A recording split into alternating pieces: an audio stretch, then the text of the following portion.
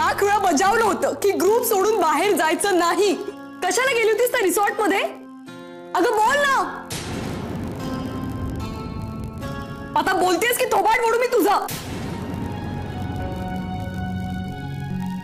मंजिरी, ही काय पद्धत आहे का लहान मुलांशी बोलायची? अगं मग ही वागण्याची पद्धत आहे का काकू? शुभ्राला आता कोणी कुठलाही प्रश्न विचारणार नाही.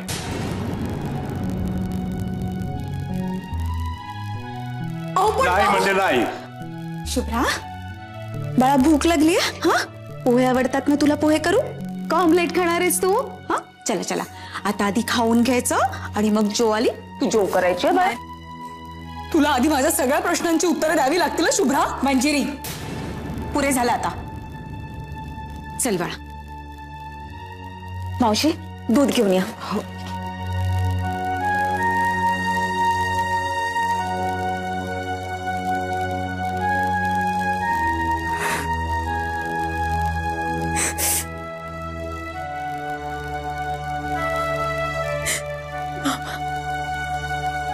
ती आली ना, सुखरूप परत आली ना.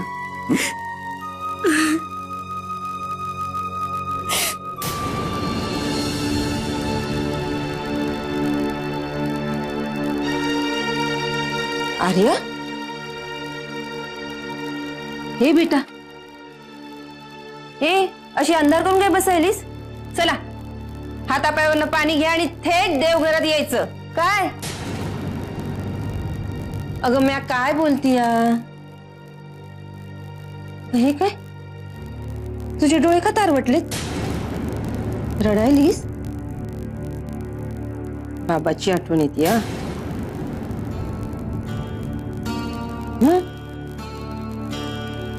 भूक लागली का नेत्रा काकू काय बोलली? नाही. अगं मग झालं तरी काय?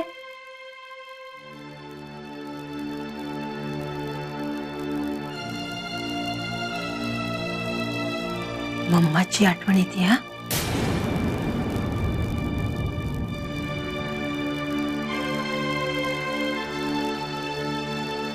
हे बाय, तोंडातून शब्द तरी काढ.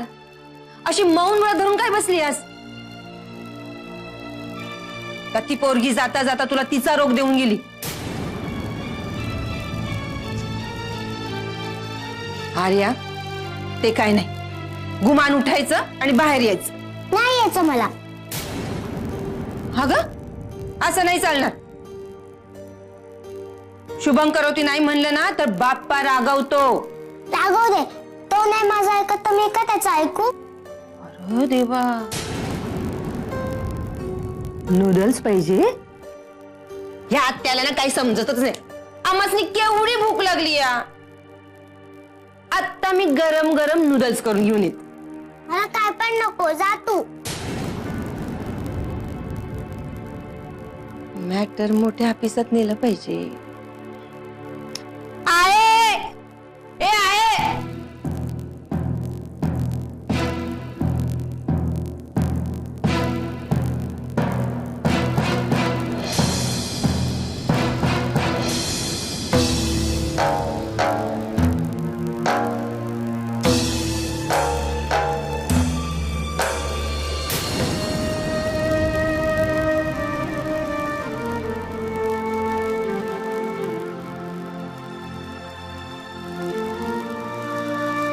मंजिरी, मंजिरी, अगं आता का रडतेस? शुभ्रा परत आली आहे ना आणि सुखरूप आली आहे. सुखरूप आले की नाही कुणाला माहिती. काहीही झालेलं नाहीये तिला. आल्यापासून काहीच बोलली नाहीये ती स्वप्नील. लहान आहे ती. कालपासून आपण एवढे प्रेशर मध्ये होतो. तू विचार कर ना तिचं काय झालं असेल. अरे पण साध्या प्रश्नाचं उत्तर देत नाहीये ती ना, काल कुठे होती म्हणून. मला वाटतं आपण मेडिकल टेस्ट करूया का तिची? काय बोलतेस तू? आई आहे मी तिची. तिच्या बाबतीत सगळं चांगलं व्हावं यासाठी वाईटातला वाईट विचार सुद्धा करावा लागतो रे मला. हे बघ, ती आता इमोशनली फिजिकली दमलेली, घाबरलेली. काकूने तिला थेट आत नेऊन झोपवलं ते चांगलंच केलं. ती उठली की बोलू ना आपण तिच्याशी, सगळं सांगेल ती आपल्याला. मंजिरी, महत्वाचं काय आहे, आपली शुभ्रा आपल्या डोळ्यांसमोर आहे आणि ती हातीपायी धड आहे. ती उठली की आपण बोलू तिच्याशी, सगळेच जण बोलू. तुला हवं असेल तर मी सुद्धा थांबतो. नाही, तू नको थांबूस. अरे म्हणजे तू थांबलास तर प्रॉब्लेम नाहीये मला, पण आमच्यामुळे उगाच ओढाताण होईल तुझे म्हणून म्हणते. It was about Shubhra. तसं मी तिचा कोणीच नाहीये, पण माझ्यासाठी ती महत्वाची आहे.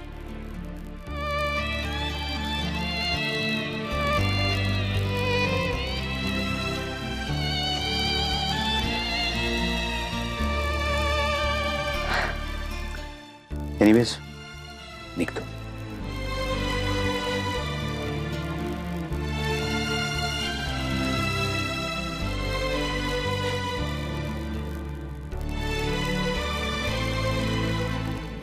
स्वप्नील, आता जे बोललास ते पुन्हा कधीच नको बोलूस. शुभ्रा तुझी कोण लागते या प्रश्नाचं उत्तर नात्याचं लेबल लावून नाही देता येणार. त्यासाठी भावनाच कळावी लागते.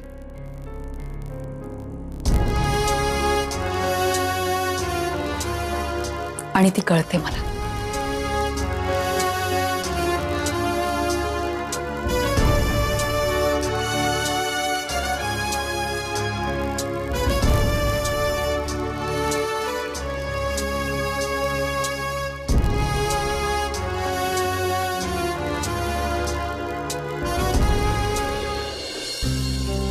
हाय. ओ हाय.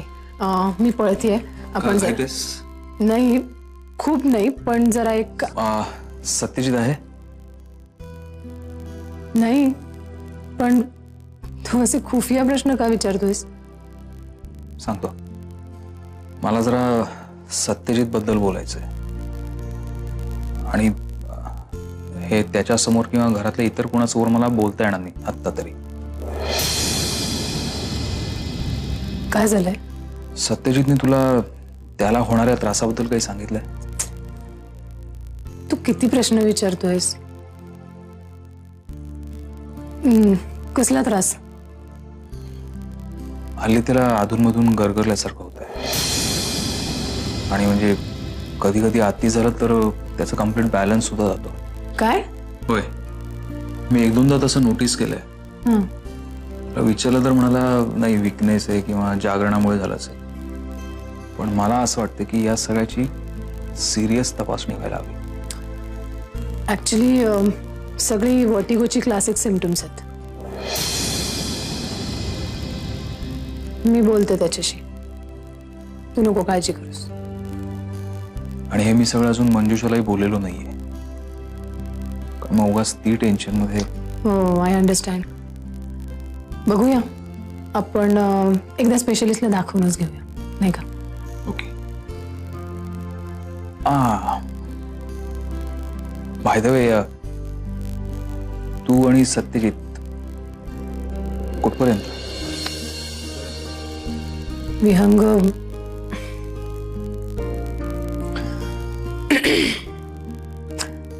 मी टोटली कन्फ्युज्ड आणि तो कम्प्लिटली अनभिज्ञ. एकूण काय आनंदी आनंद. मी बोलू? नाही, नको. आणि गरज पडलीच तो तुझ्याशिवाय आहे कोण? Any time. मी बोलते सत्यजितची, यू डोंट वरी. मी पळते. Bye bye.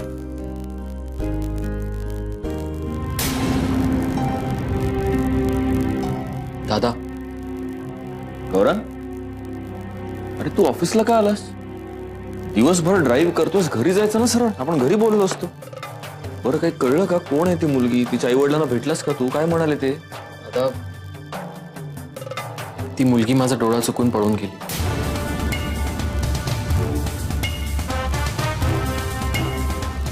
काय? हो अरे दादा, आम्ही ऑलरेडी ठाण्यात पोहोचलो होतो. मी फक्त पाण्याची बॉटल घेण्यासाठी खाली उतरलो.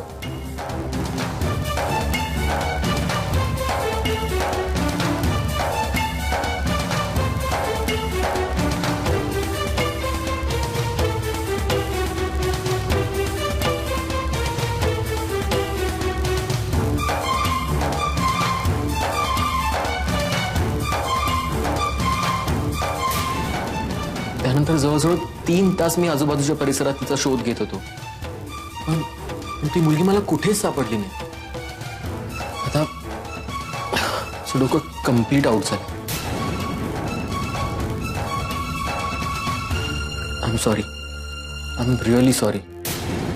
मी जो काय शहाणपणा केला ना तिला एकट्याने जाऊन सोडायचा, तीच माझी चूक झाली. तुझी काही चूक नाही. त्या मुलीला आपल्यापैकी कुणालाच तिच्या घरपर्यंत पोहोचू द्यायचं नव्हतं. कुणीही गेलं असतं तरी हेच झालं असतं. पण मला एक कळत नाही,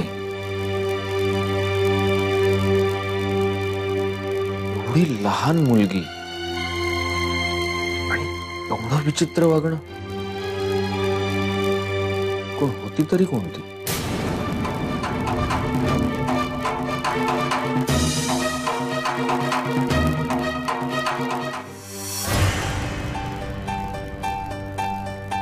यंग काय कळलं का रे त्या पोरीबद्दल? म्हणजे कोण होती, कोणाची होती, काय? कुठून कळणार आजी? ती मुलगी गौरांचा हात सोडून पळून गेली. आता एवढ्या मोठ्या ठाणे शहरात ती मुलगी कुठे गेली, ती राहते कुठे, तिचे आई वडील कोण, हे कसं कळणार आपल्याला? गौरांग बिचारा अर्धा दिवस तिला शोधत राहिला, पण त्याच्या हाती काहीच लागलं नाही. आता आपण फक्त एवढीच आशा करू शकतो की ती मुलगी तिच्या आई वडिलांकडे सुखरूप पोचली असेल. पण हे कोडे उलगड ना, गौरांगचा हात सोडून पळून जाण्याचं तिला कारणच काय? मुळात ती आपल्या गाडीत शिरली आणि इथेपर्यंत आली. याचंच कारण काय ते कळत नाही. इथे या घरात ती एक रात्र राहिली, पण कुणाशी काहीच बोलली नाही. स्वतःचं नावही तिने सांगितलं नाही. नंतर फक्त पत्ता सांगितला, तोही अर्धाच.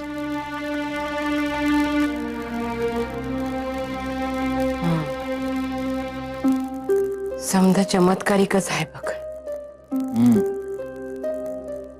चमत्कारिक आणि संशयास्पद. संशयास्पद म्हणजे? नाही, काही नाही. मी सत्यजितला हे म्हटलं की आपण पोलिसांना कळवूया. मंजूकडे तिचा फोटो आहे तो दाखवूया, पण सत्यजित. पोलिसांचं नाव निघालं की हल्ली सत्यजित माघारच घेतोय बघ. मी त्याला म्हटलं तू नको जाऊस, तुझ्याऐवजी मी जातो. त्यालाही तयार नाही. म्हणाला शेवटी पोलीस आपल्याच दारात येतील, कारण ती मुलगी आपल्या घरी होती. मला काय वाटतं ते सांगू का? काय? आपलं आणि तिचं मागच्या जन्माचं काहीतरी नातं आहे खरंच. नाहीतर बघ ना, घेणं ना देणं, ती आपल्या घरात आली, राहिली आणि निघून गेली. मला तर वाटतं मागच्या जन्मात कदाचित आपल्याच पैकी कोणीतरी तिला दारातून परत पाठवलं, म्हणून कदाचित. चारे आता तुला हानू का? काय येड्यागत बोलायला लागली ग तू? मला माहिती तुझा विश्वास नाही, पण माझा विश्वास आहे. मी तिला जेवणाचं ताट घेऊन गेले होते ना, तेव्हा थोड्या वेळासाठी आम्ही दोघींनी एकमेकांच्या डोळ्यात पाहिलं. तेव्हाच मला वाटलं की हिचं आणि माझं नातं आहे. काहीतरी नातं आहे. आता तुला खरंच म्हातारचळ लागलंय या बघ. तुम्हाला पटणार नाही ठाव आहे मला, पण मला माझी खात्री आहे की तिचं आणि माझं काहीतरी नातं आहे.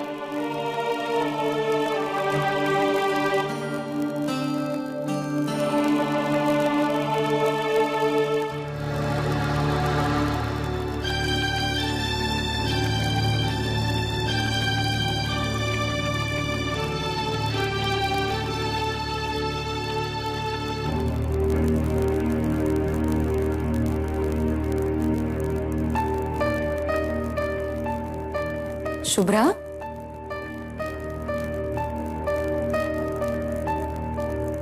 गुड मॉर्निंग पिल्लू. झाली झोप? चला आता पूर्ण मावशीने मस्त थालीपीठ केले. चला चला चला ब्रश करा. चला उठ. शुभ्रा, माझ्याशी बोलायचं नाही असं ठरवलंयस का तू?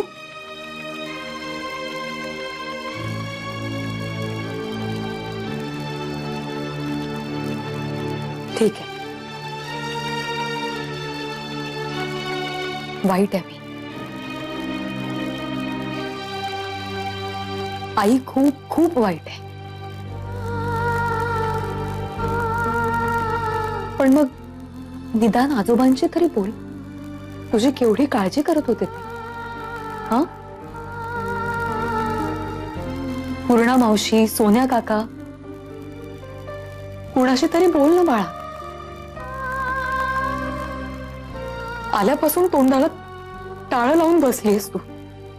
कुणाशी बोलत सुद्धा नाहीस. काय झालंय हे बघ. तू काही जरी केलं असशील ना, मी तुला काहीच बोलणार नाही. खरंच, गॉड प्रॉमिस. पण प्लीज प्लीज कुणाशी तरी बोल अगं. मी हात जोडते तुझ्या पुढे शुभ्रा.